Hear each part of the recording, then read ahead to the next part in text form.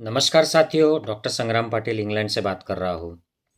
साथियों, आजकल यहाँ पर मेडिकल फील्ड में एक न्यूज़ बड़ी चर्चा में है। एक मर्था नाम की लड़की, मर्था मिल्स, ये 13 साल की लड़की थी। 2021 में हॉलीडे के लिए वेल्स में आई थी। वेल्स जो यूके के जो 4 कंट्रीज़ है, 4 पार्ट्स है, उसमें वेल्स एक है। तो ये इंग्लैंड से वेल्स में आई और वेल्स में कोई साइकिल एक्सीडेंट में उसको ट्रॉमा हुआ, एब्डोमेन इंजरी हुई, पेट में दर्द हुआ। तो उनको पता चला कि उसके लीवर को, पैनक्रिया को इंजरी हो गई है। तो उसको हेलीकॉप्टर से फिर लंदन ले जाया गया और हेलीकॉप्टर उसको किंग्स कॉलेज में लेके गया। ये बहुत बड़ा हॉस्पिटल है यहाँ पर, ग्रेट ऑर्मंड स्ट्रीट नाम का लंदन में, ये भी बड़ा बच्चों का हॉस्पिटल है, ये इंटरनेशनल नाम है। तो किंग्स कॉलेज के लीवर यूनिट में ये, क्योंकि उसको लीवर की इंजरी थी और पैनक्रिया की इंजरी थी, तो उसको एडमिट किया गया था। और फिर उसका एक इन्फेक्शन डेवलप हो गया। फिर वो उसके पेट में ट्यूब्स थी, ड्रेन हम बोलते हैं उनको, उसमें से थोड़ा सा खून बह गया, बढ़ गया और इन्फेक्शन से सेप्सिस हो गया। इसके दरमियान पेरेंट्स जो थे, ये अपनी जो चिंता थे वो जाहिर कर रहे थे कि ये अरे सीरियस हो रही है, इसको आईसीयू में शिफ्ट करना चाहिए। तो वहाँ के जो डॉक्टर थे, उन्होंने ये डिसीजन ठीक नहीं समझा उस वक्त, और उसको फिर आईसीयू में ले जाने के लिए देर हो गई और वो बाद में एक्सपायर हो गई। तो ये जो मर्था है, ये आज अब चर्चा में आ गई है। तो ये क्यों आ गया है? क्योंकि जो हेल्थ सेक्रेटरी है, हेल्थ डिपार्टमेंट जो है इंग्लैंड का, उन्होंने एक मर्थाज रूल करके एक नियम बनाया है जो लागू हो जाएगा और सारे डॉक्टर, नर्सेस, हॉस्पिटल्स में ये रूल सबको फॉलो करना होगा। तो ये रूल क्या है और इसके लिए क्या चर्चा चल रही है? इसके पहले में ऐसा ही एक रूल, रायंस रूल करके, ऑस्ट्रेलिया में आया है। ये 2013 में एक 3 साल का लड़का यहाँ पर मर गया था और उसको सेप्सिस हो गया था, जिसका डायग्नोसिस वक्त पे नहीं हो पाया था, और फिर उसके नाम से एक रूल आया था। और सारे ऑस्ट्रेलिया के हॉस्पिटल्स में ये कंपलसरी रूल आया था, जहाँ पर अगर किसी को अपना कोई भी पेशेंट या बच्चा हो, एडल्ट हो, उनके बारे में अगर चिंता है, उनको सेटिस्फैक्ट्री ट्रीटमेंट मिल रही है ऐसा नहीं लग रहा हो, तो वो जो हॉस्पिटल में काम कर रहे हैं उस वो डॉक्टर और नर्सेस उनको ये बात बताए। तो ये फर्स्ट स्टेप हो गई। अगर उससे भी अगर उनका सेटिस्फैक्शन नहीं होता है, तो ड्यूटी पर जो नर्स है, इंचार्ज नर्स, शिफ्ट नर्स, उसको फिर वो कांटेक्ट करे और उसको ये उसके साथ चिंता जाहिर करे कि हम यहाँ पे कुछ खुश नहीं है, हमारे पेशेंट को ठीक से ध्यान नहीं दिया जा रहा है। और अगर उससे भी बात नहीं चली, तो एक फ़ोन नंबर है, उसके ऊपर फ़ोन करे और जस्ट कहे कि हमको हमारे इस पेशेंट के लिए रायंस रूल रिव्यू चाहिए। तो आपको आपके पेशेंट के डिटेल्स देना है, हॉस्पिटल का नाम देना है, बेड नंबर, वार्ड नंबर, और वो फिर एक सीनियर रिव्यू उसका इमिजिएटली कराया जाएगा। और ये रिव्यू में ये साफ हो जाएगा कि ठीक से सब कुछ चल रहा है या नहीं चल रहा है। तो ये सेकंड ओपिनियन, लेकिन इमरजेंसी बेसिस पे टाइप का ये रूल है। ऐसा ही रूल अमेरिका में है, उसको एक रैपिड रिस्पांस टीम्स कहते हैं। हमारे यहाँ पे यूके में एनएचएस में आउटरीच टीम्स करके काम करती है। जहाँ पर मैं वेल्स हॉस्पिटल्स में काम करता हूँ, तो यहाँ पर एक कॉल फॉर कंसर्न नाम का, अगर मैं हॉस्पिटल में मैं जाता हूँ तो वहाँ पर एक बहुत बड़ा एक बैनर लगा है, कॉल फॉर कंसर्न। और अगर आपके किसी भी पेशेंट को, एडल्ट पेशेंट को, अगर आपको चिंता हो रही है कि ठीक से ट्रीटमेंट नहीं मिल रही है, एनी कंसर्न, तो आप सबसे पहले इस ब्लीप ब्लीप यानी पेजर होता है हॉस्पिटल का, उसको कांटेक्ट कीजिए और वो ब्लीप पर जो पर्सन है उसको बताइए। तो ये पर्सन इमीडिएटली उस पेशेंट का रिव्यू कराएगा या कराएगी और सब कुछ ठीक कराएगी कि भाई आपका जो कंसर्न है ये है, पेशेंट का ये है, और ये सब कुछ ठीक चल रहा है या नहीं चल रहा हो, तो वो उसको कराएगी।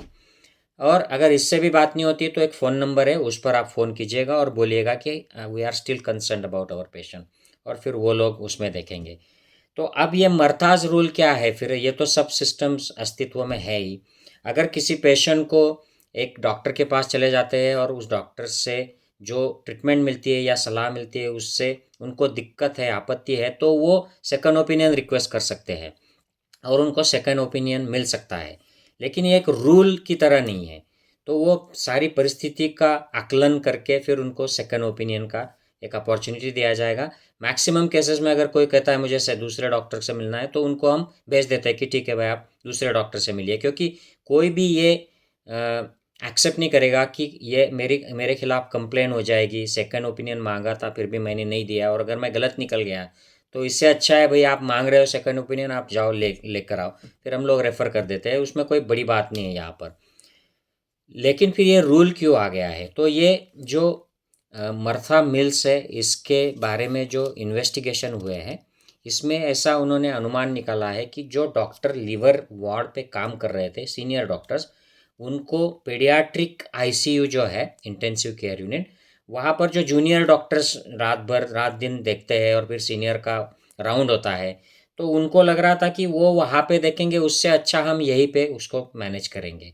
तो इसलिए उसको वहाँ पर शिफ्ट करने में देरी हुई, और ये ऐसा नहीं सामने आया है कि इस शिफ्ट करने के देरी से शिफ्ट करने की वजह से वो मर गए, लेकिन वहाँ पर ये पॉइंट नोट किया गया कि पीडियाट्रिक इंटेंसिव केयर अगर उसको जल्दी मिलता तो उसको अच्छी तरह से केयर जल्दी एग्रेसिवली मिल पाती।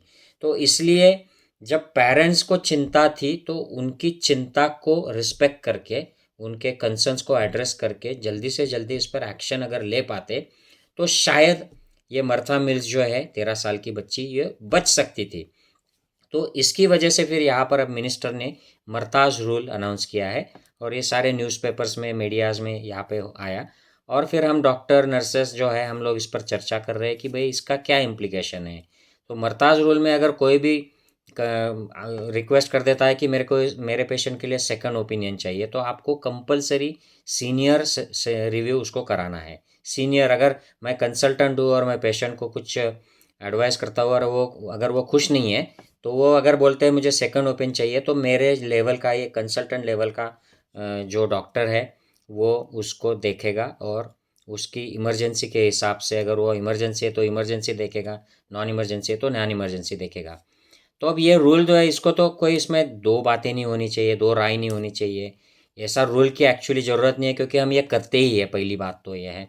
लेकिन अब इसको अगर कायदा बना दिया, तो फिर इसका मिसयूज़ भी बढ़ सकता है, क्योंकि यहाँ पर ये पूरा गवर्नमेंट का सिस्टम है, और कोई बहुत सारे पेशेंट जो होते हैं, ये उनके किसी इरादे से, उनके किसी स्वार्थ की वजह से भी इसको मैनिपुलेट कर सकते हैं। या अब हम पेशेंट देखने के लिए, अब जैसे कि फॉर एग्ज़ाम्पल मैं पेन क्लिनिक्स में काम करता हूँ, पेन कंसल्टेंट, तो मुझे देखने के लिए पेशेंट्स को एक एक साल तक वेट करना पड़ता है यहाँ पर, क्योंकि वेटिंग लिस्ट है, सारा गवर्नमेंट का सिस्टम है। तो अगर कोई सेकंड ओपिनियन मांगेंगे तो उससे काम बढ़ जाएगा, तो ये वेटिंग लिस्ट और बढ़ जाएगा। तो अननेसेसरी इसको मतलब एक्सेसिव वर्क में, जब आपके हालात पहले ही इतने स्ट्रेच्ड है और उसमें आप काम बढ़ा रहे हो, ऐसी बात हो जाएगी। दूसरी बात, कुछ डॉक्टरों का मानना है कि अगर कोई फॉरेन ओरिजिन का एशियन, अफ्रीकन डॉक्टर अगर कोई ओपिनियन देता है, और लोग अगर रेसिस्ट है, पेशेंट रेसिस्ट है, तो वो रिक्वेस्ट करेगा कि नहीं, मुझे दूसरे डॉक्टर से, उनको अगर कोई लोकल वाइट डॉक्टर से ओपिनियन चाहिए, तो इस तरीके का भी इस रूल के लिए मैनिपुलेशन या अब्यूज़ हो सकता है, ऐसा लोगों में चल रहा है।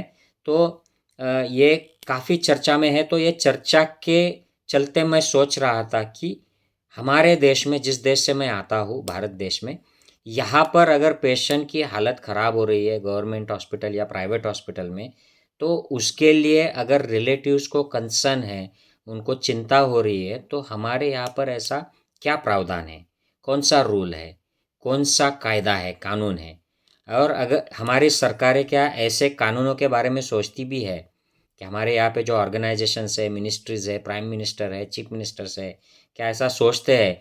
तो मैं ये सोचने लगा, ये मैं मैगज़ीन में जैसे ही मैंने ये पढ़ा, और कल परसों ये न्यूज़ में भी आया था, तो मैं सोचने लगा कि हमारे देश में क्या हो रहा है। हमारे देश में अगर बच्चे सीरियस हो रहे हैं, मर रहे हैं, और फैमिली को चिंता हो रही है, या वहाँ पर डॉक्टर को, नर्स को चिंता हो रही है, तो उसको कितना सपोर्ट मिलता है। तो ये मैंने पिछले हफ्ते एक मूवी देखी थी, जवान करके, उसमें भी एक ऐसा एपिसोड आया था कि एक वार्ड है, वहाँ पर काफ़ी सारे पेशेंट आ जाते हैं, बच्चे आ जाते हैं, ऑक्सीजन ख़त्म हो जाती है और उसको ऑक्सीजन की ज़रूरत होती है।